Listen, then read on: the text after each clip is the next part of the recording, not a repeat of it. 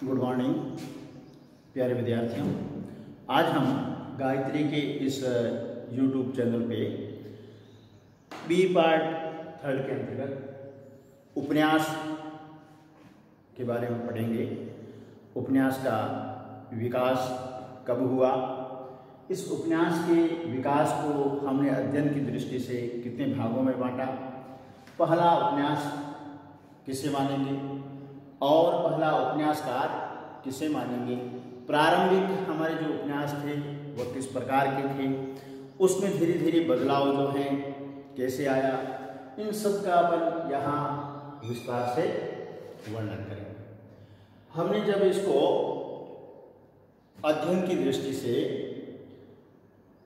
तीन भागों में बांट करके प्रेमचंद पूर्व हिंदी उपन्यास, प्रेमचंद युगीन हिंदी उपन्यास और प्रेमचंदोत्तर हिंदी उपन्यास, इन तीन भागों में बांट करके इसका विस्तृत अध्ययन करना चाहा। सबसे पहले हम बात करेंगे हिंदी उपन्यास का विकास कैसे हुआ, क्या है विकास इसका, इसके बारे में अपन थोड़ी चर्चा करेंगे।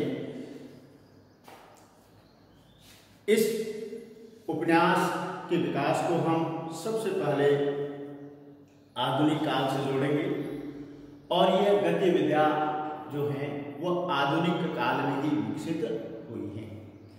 अब आधुनिक काल की अन्य गद्य विधाएं जो थी उसके साथ साथ में इस उपन्यास का विकास किस प्रकार रहा, उसका स्थान कैसा है, उच्च है या निम्न है, इसकी चर्चा अपन करेंगे। प्यारे विद्यार्थियों, हम यहाँ देखते हैं कि आधुनिक काल में विकसित गद्य जितनी भी विधाएं हैं उनमें उपन्यास का महत्वपूर्ण स्थान है। हिंदी उपन्यास के विकास का हम श्रेय दें तो अंग्रेजी और बंगला उपन्यासों को दे सकते हैं, क्योंकि हिंदी में इस विधा का श्री गणेश अंग्रेजी एवं बंगला उपन्यासों की लोकप्रियता से हुआ है। आचार्य महावीर प्रसाद द्विवेदी ने सरस्वती प्रकाशित एक निबंध जिसका नाम है उपन्यास रहस्य, इस निबंध में इस बात को स्वीकार किया है कि उपन्यास के प्रचलन, विकास एवं सृजन का श्रेय जो है पश्चिमी देशों के लेखकों को ही है। किसको है? पश्चिमी देशों के लेखकों को ही है, जिनसे प्रेरणा लेकर हिंदी में भी उपन्यास रचना की जाने लगी। बालकृष्ण भट्ट ने भी इस बात की पुष्टि करके लिखा है कि हम लोग जैसा और बातों में अंग्रेजों की नकल करते हैं, उपन्यास का लिखना भी उन्हीं के दृष्टांत पर सीख रहे हैं कि हम और बातों में जिस प्रकार से पाश्चात्य संस्कृति का अनुकरण करते हैं, नकल करते हैं, उसी भांति हमने इस उपन्यास साहित्य का भी अनुकरण किया, उसकी नकल की। हिंदी में उपन्यास का आरंभ भी अंग्रेजी से अनुदित उपन्यासों से ही माना जाता है। सबसे पहले हिंदी में अंग्रेजी के उपन्यासों का अनुवाद करके पाठकों के सामने लाया गया। 1853 में वंशीधर द्वारा थॉमस डे, यानी थॉमस डे लेखक का नाम है, थॉमस डे का लोकप्रिय उपन्यास सैंडफोर्ड एंड मर्डर, क्या नाम है? सैंडफोर्ड एंड मर्डर, का अनुवाद किया गया। किसके द्वारा? बंशीधर द्वारा। इसके बाद में डॉक्टर जॉनसन के उपन्यास रौसेलास का भी हिंदी अनुवाद 1879 में किया गया। तो ये दोनों ही उपन्यास सबसे पहले अनुवादित होकर के अंग्रेजी से हिंदी में आए और यह कार्य किया बंशीधर ने। अब देखिए, हिंदी के प्रथम मौलिक उपन्यास के संबंध में विद्वानों में मतभेद रहा है कि हिंदी का पहला मौलिक उपन्यास किसे माना। तो इसके बारे में विद्वानों के अपने अपने मत हैं और सभी विद्वान एक मत नहीं हैं। इस संबंध में जिन दो उपन्यासों का नाम लिया जाता है वो हैं सरदाराम कोलेलीकृत भाग्यवती, जिसका प्रकाशन 1877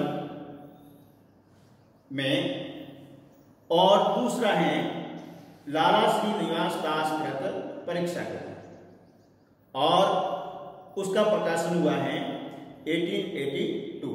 अब भाग्यवती का प्रकाशन वर्ष 1877 है और परीक्षा गुरु का प्रकाशन 1882 है। अब प्रथम जो ये उपन्यास है भाग्यवती है, ये उपन्यास सुधारवादी प्रवृत्ति को लेकर के चला है, और जो दूसरा उपन्यास परीक्षा है या परीक्षा गुरु है, उसमें भारतीय सभ्यता और संस्कृति को श्रेष्ठ प्रमाणित करते हुए, श्रेष्ठ बताते हुए उपदेश वृत्ति का आधार ग्रहण किया गया है।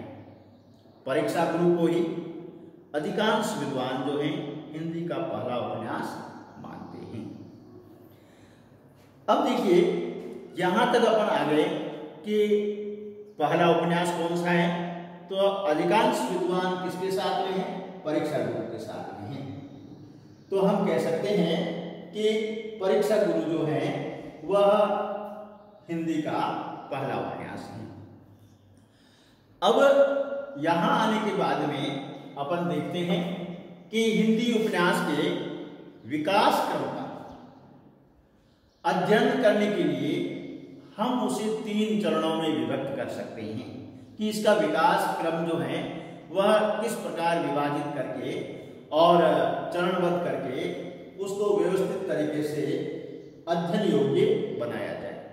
तब हमने इसको 3 भागों में बांटा: प्रेमचंद पूर्व हिंदी उपन्यास, प्रेमचंद युगीन हिंदी उपन्यास और प्रेमचंदोत्तर हिंदी उपन्यास। आज जो है वह हम पढ़ेंगे प्रेमचंद पूर्व हिंदी उपन्यास कि प्रेमचंद पूर्व हिंदी उपन्यास जो है वह हमारा कैसा रहा। हिंदी उपन्यास साहित्य का उदय पुनरुत्थानकालीन युग में विकसित एक नवीन चेतना और सुधारवादी आंदोलन की गोद में हुआ। यानी हिंदी उपन्यास का जो जन्म है वह पुनरुत्थान काल में एक नवीन चेतना लेकर के, सुधारवादी आंदोलन लेकर के वह हमारे सामने उपस्थित होता है। अब देखिए, मानव जीवन की समग्र एवं यथार्थ परिवेश का चित्रण उपन्यास में होता है। यानी कि मनुष्य जीवन की समस्त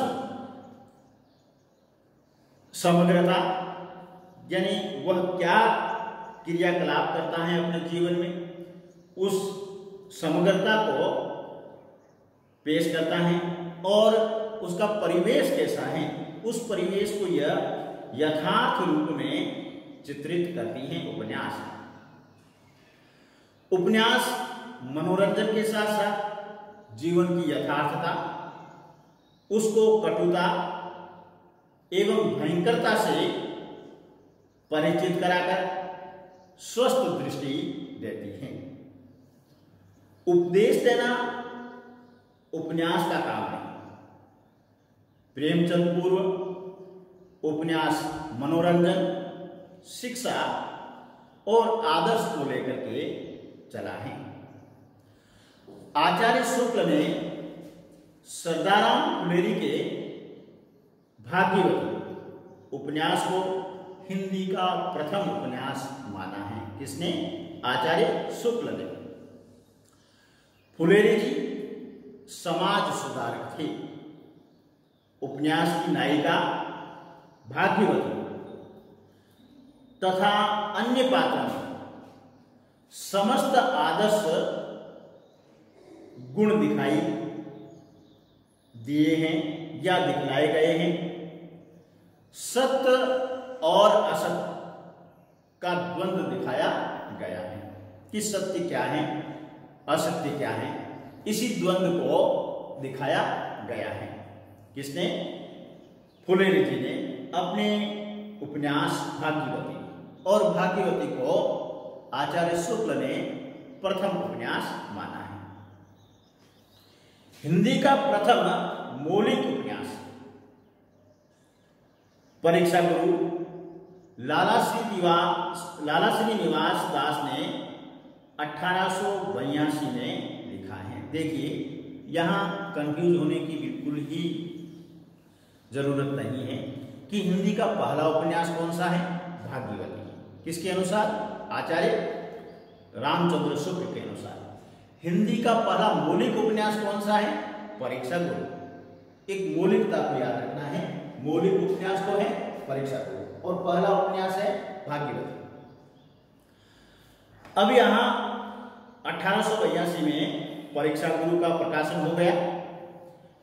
इसमें भी आदर्श हैं, जैसा भाग्यवती में है वैसा को वैसा आदर्श इसमें भी है। और इसमें आदर्श क्या है, किसकी ओर इंगित करता है? यह दिखाता है कि कौन मित्र हैं और कौन अमित्र हैं, और कौन मित्र और कौन अमित्र हैं इसका ज्ञान तो परीक्षा से ही होता है। यही इस उपन्यास का मुख्य विषय है। फिर हमारे सामने आते हैं ठाकुर जगमोहन सिंह, और जगमोहन सिंह का उपन्यास है श्यामा स्वप्न, जो एक बृहद रचना है। 1888 में ये प्रकाशित हुई, और इस उपन्यास में राधा कृष्ण के जीवन का चित्रण किया गया है। किसके? राधा कृष्ण के जीवन का चित्रण है। और यह चित्रण जो है किस पद्धति के आधार पर? रीतिकालीन पद्धति के आधार पर इसका चित्रण किया गया है। यह उपन्यास कल्पना पर आधारित है। इस पर नाटककार जो गेटे थे उनके फाउस्ट का प्रभाव दिखलाई देता है। इसके बाद में बालकृष्ण भट्ट के उपन्यास नूतन ब्रह्मचारी 1886 में प्रकाशित हुआ। रहस्य कथा 1879 में प्रकाशित हुआ। एक अजान सो सुजान 1892 में प्रकाशित हुआ। अब देखिए, नूतन ब्रह्मचारी उपन्यास में भट्ट जी ने बताया है कि बालक अच्छी तरह शिक्षा प्राप्त करे, देश की उन्नति करे। यह कहना इस उपन्यास का मुख्य उद्देश्य है। यानी यह भी एक आदर्शवादी उपन्यास है। फिर एक अजान सो सुजान की विषय वस्तु बतलाती है कि कैसे दुष्टों की संगति से धनी युवक बिगड़ते हैं। इससे दुष्टों की संगति से धनी युवक जो हैं वह किस प्रकार से बिगड़ जाते हैं। सजग और सुख चिंतक उनका उद्धार करते हैं। इनके उपन्यास का मूल स्वर सुधारवादी है और उपदेशपरक रहा है। फिर हमारे आते हैं लज्जाराम मेहता, और लज्जाराम मेहता ने सुधारवादी ढंग पर धूर्त रसिकला जो 1899 में, स्वतंत्र रमा और परतंत्र लक्ष्मी यह भी 1899 में, बिगड़े का सुधार 1907 में, आदर्श हिंदू 1907। इन 4 उपन्यासों में इन्होंने दुर्व्यसनों एवं सामाजिक बुराइयों के परिणामों को चित्रित करके पाठकों को उपदेश दिया है। राजा कृष्णदास ने गोवध उपन्यास लिखा। इसमें गोवध की समस्या का निवारण करने हेतु निस्सहाय हिंदू नामक उपन्यास लिखा। पहला उपन्यास गोवध। अब गोवध की समस्या को हल कैसे किया जाए, इसका निवारण कैसे किया जाए, उसको लेकर के उन्होंने 1890 में निस्सहाय हिंदू नामक उपन्यास लिखा है। इनके बाद हिंदी उपन्यासकारों में जिस उपन्यासकार का नाम सर्वाधिक आदर के साथ दिया जाता है वे हैं बाबू देवकी नंदन खत्री। अब देवकी नंदन खत्री ने तिलस्मी एवं अयारी उपन्यासों की रचना करके पाठकों का पर्याप्त मनोरंजन किया। कहते हैं कि इनके उपन्यासों को पढ़ने के लिए ही बहुत से अहिंदी भाषियों ने हिंदी सीखी थी।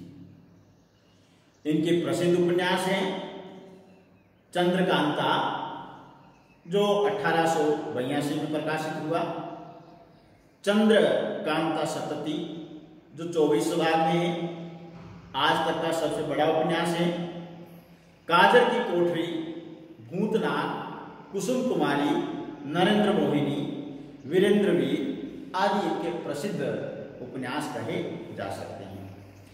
खत्री जी के उपन्यासों में पाठकों ने भरपूर मनोरंजन किया।